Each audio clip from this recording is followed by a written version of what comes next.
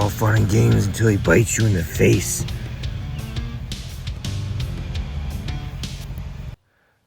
Hey everyone, welcome back to the range.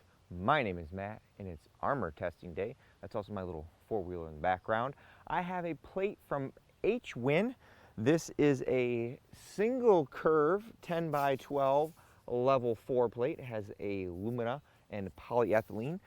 It weighs approximately 7 pounds and is just under 1 inch thick. Hwin actually contacted me and asked to perform some of these tests on their plates. I try to stick to a few N.I.J. constants as possible on my channel. That's why you guys usually come here, because I give you a lot of data. So we test at 45 feet. That is the N.I.J. testing distance for rifles. We test at 0 degrees, or as close as possible, because that is worst case for the armor, best case for me. We use this giant clay briefcase that you see right here, filled with Roma Plastilina #1 clay from Chavant. It's been sitting out in the sun, so it is pretty warm. I can't certify it at the temperature that a controlled lab can, so it just gives us a representation of back face. Because this is a ceramic strike face piece of armor, we've gone ahead and dropped it on its face 2 times per the N.I.J. standard. I do detect a fairly good amount of foam on the front of that face, so that should protect it from dropping.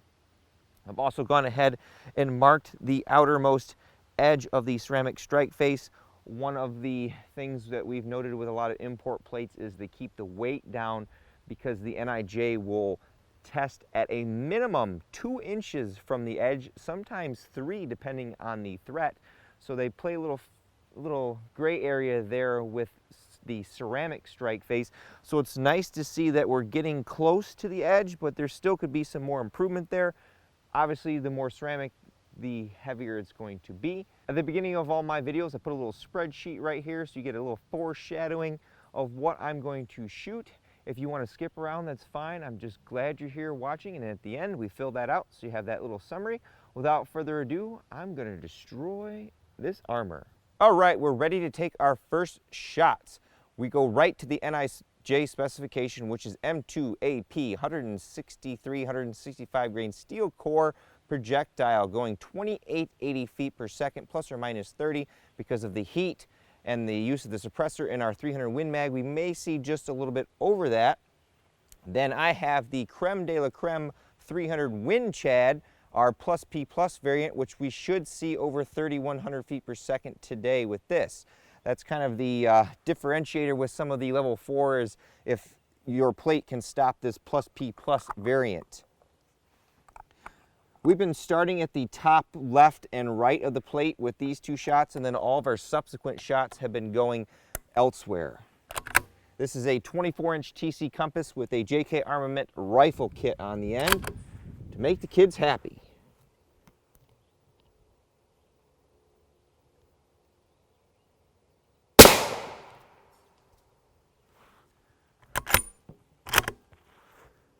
All right.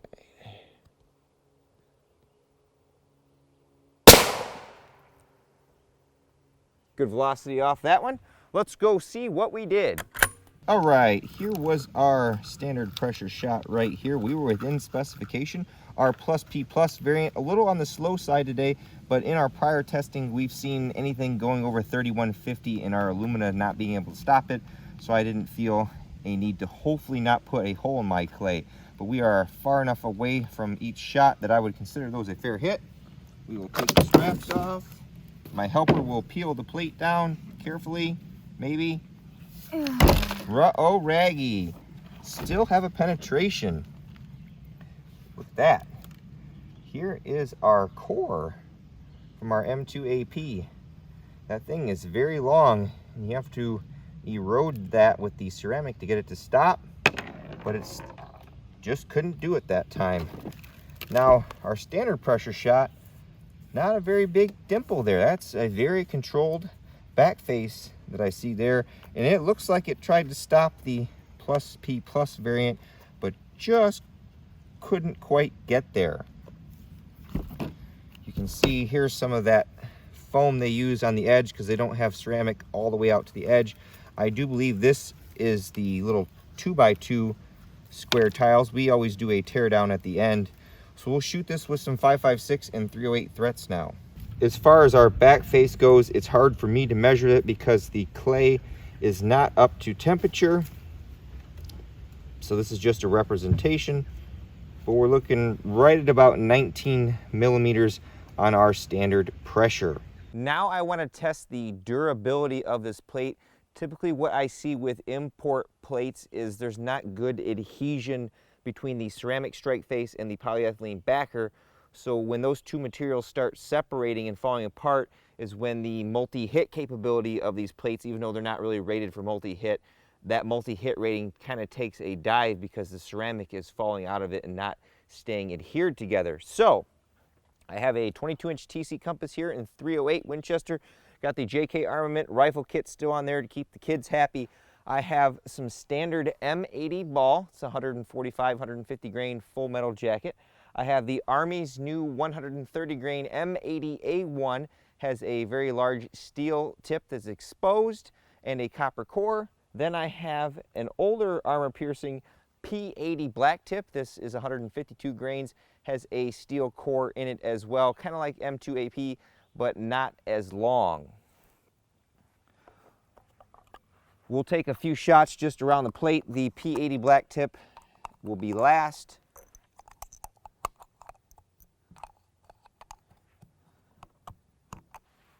We should see, as I drop the rounds, right around 2,800 feet per second from the M80 ball.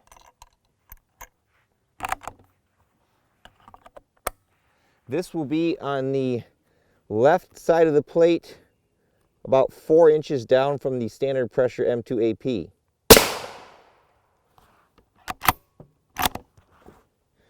Then I'll place this one in the same spot, but on the right side of the plate. A little too far to the right that time. Still on the regular M80 ball, I will place this right in the middle of the Hwin logo. Now our M80A1. I gotta find a good spot for that. This will be the left, or in the middle left side lower.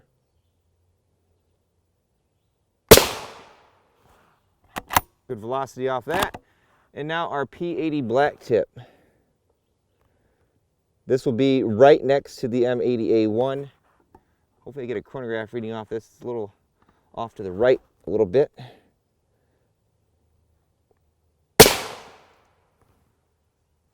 Cool. Let's go see what we did. All right, straps have already come off. Place your bets in the comments below. Little tiny helper hand, remove thy plate.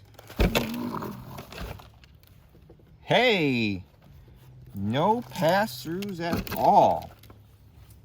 We got a little bit of a dimple here on, that was the P80 black tip, a little close to the edge there. Still stopped it. Dimple there, a little dimple there on, that was the M80 ball edge shot. But close up, here was shot number 1, number 2, number 3, then the A1 was down here, then our black tip was down there. Pretty impressive that this plate held up to it. I see that they've added, like I said, some strike face foam to the front of this plate. Now the downside is, because of where I shot this, I'm not sure if there's any solid parts left on this plate to take any more shots. As far as our back face goes, I would say these shots down, that's probably the worst of them all. So like this one over here from the first shot, about 26 millimeters. This guy down here, about 18. Our middle shot,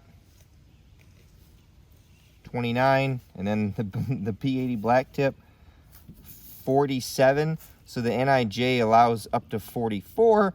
So this clay is pretty warm today because, like I said, it's 90 degrees outside, but it's not quite warm enough, and I can't certify it out here. So in an actual NIJ test, you probably would see failing back face on that one. Here are the guts of our Hwin 10x12 level 4 plate. As mentioned, they are using a standard 2x2, in most places alumina tile.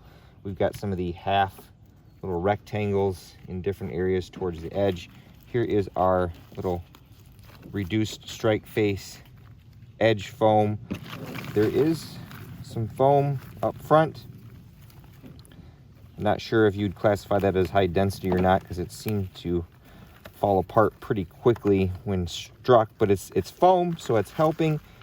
Again, I'd still like to see some kind of better adhesion to bond all of this ceramic together and then bond it to the PE backer. The PE backer seemed to do a really good job this time of controlling back face from what we've seen with some of the other import plates.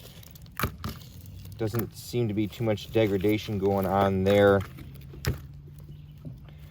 Just that plus P plus M2AP squeaked right through there.